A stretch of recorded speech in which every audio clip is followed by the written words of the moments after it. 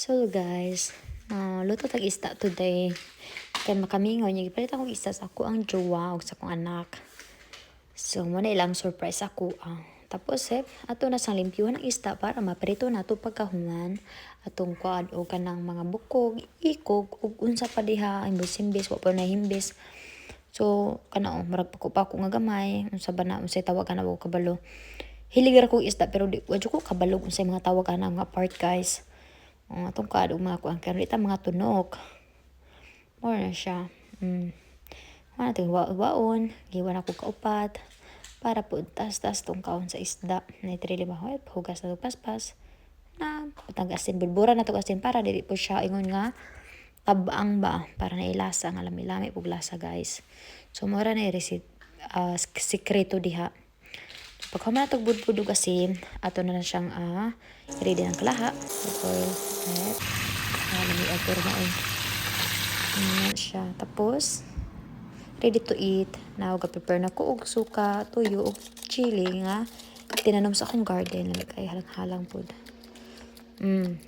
Makarakag, So hello guys, mga tawag isda ni hapon. Kahit na kung ni hapon ka mapay pangatulog sa mga kiddos. Saan may kas ka isda kay pink-pink pa na pink-pink orange sa ba. So, paluto isda para kay ang ako ang pare sulat dire. Nya kay kun mo siya kanang dugan mawalang bawo sa isda ba.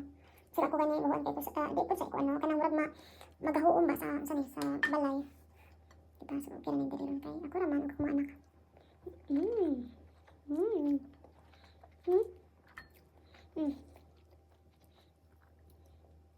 Lami aja siya buyag.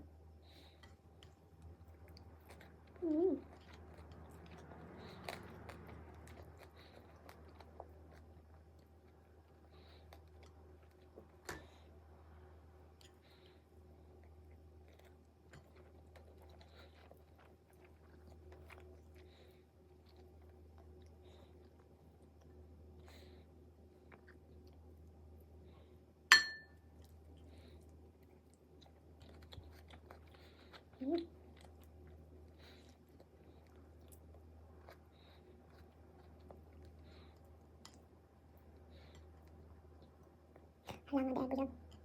Kung ang siling tinanom. Sabi na ako dira halang.